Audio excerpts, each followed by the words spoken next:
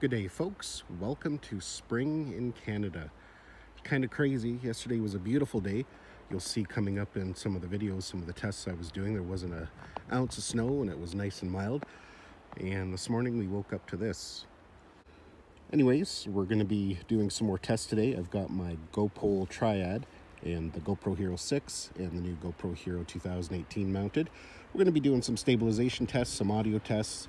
We're going to be also checking the dynamic range, see which one is better. So let's get at it.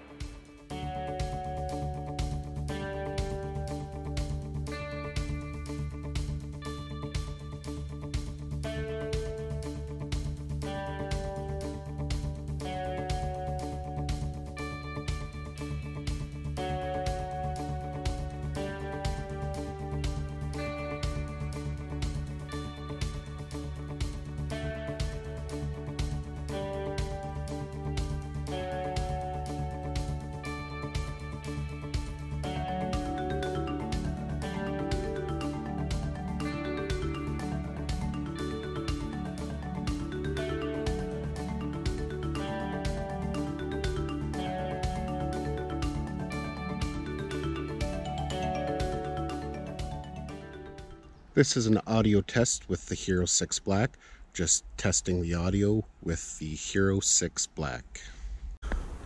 This is an audio test using the GoPro Hero 2018 edition.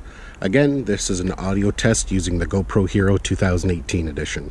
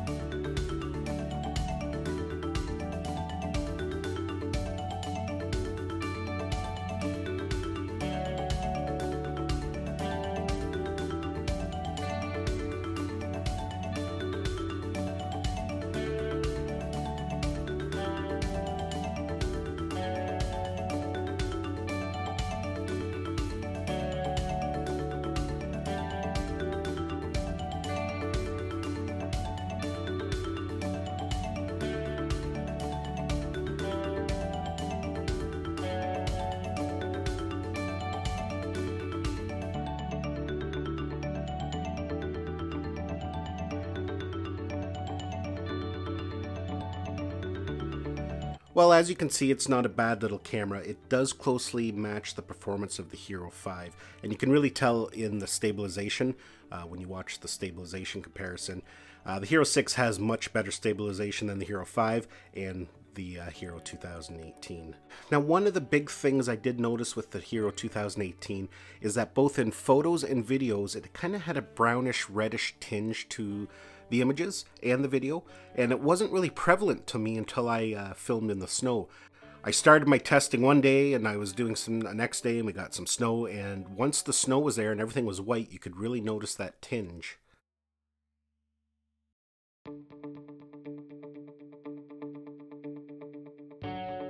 But all in all, you know, it's not a bad little performing camera for the price.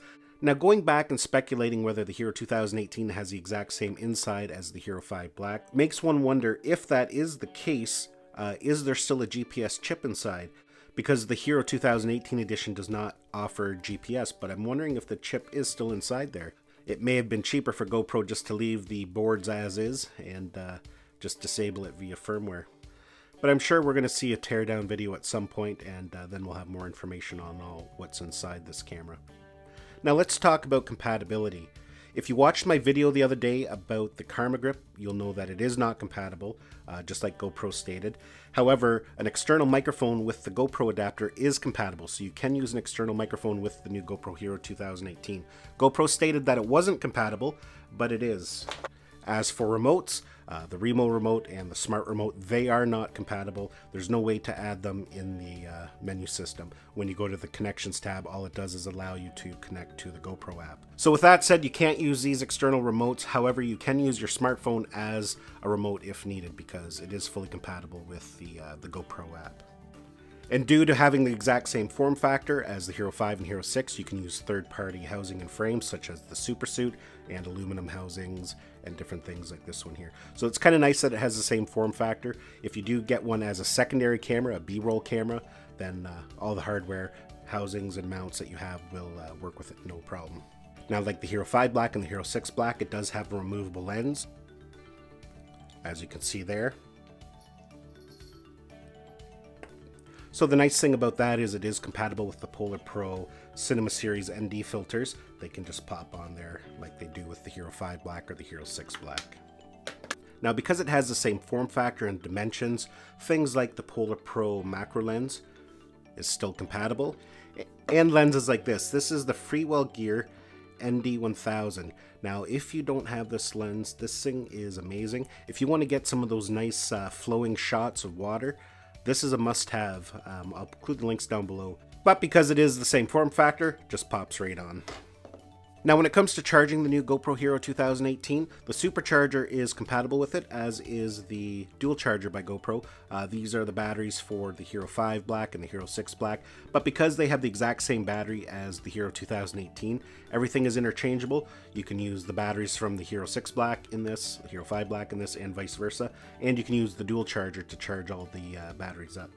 All handles and grips are compatible. The GoPro Shorty, the GoPro Handler, the new one, it's compatible as well. So all in all, not a bad little camera. We are kind of limited to the functionality. There's no Pro Tune. We do have stabilization. It's not the best stabilization, not like the Hero 6, but better than nothing. And we have auto low light, and that's basically all we have for settings there. Like I said in my unboxing video, it's missing linear field of view. We can shoot at 30 to 60 frames per second. And as for resolution, we have 1080 and 1440. 1080 is not a bad resolution. It still seems to be the standard. Most YouTube videos are still uploaded in 1080. And when you're uploading to things like Facebook and Instagram, everything is highly compressed, so you don't need a super high resolution video. Now, the one downfall for me is that it is very limited in the time lapses, but again, it is a budget camera. Half a second interval. I think they could have included a little bit more there. Maybe a half second and a 2 second, or a half second and a 1 second. But it does still allow you to create time lapses, and GoPros can actually make some pretty amazing time lapses. So, you know, if somebody's new and trying this out, they can still mess around with that and get a good feel for it. So all in all, not a bad little camera. I think a first-time user is going to have fun with it and enjoy it.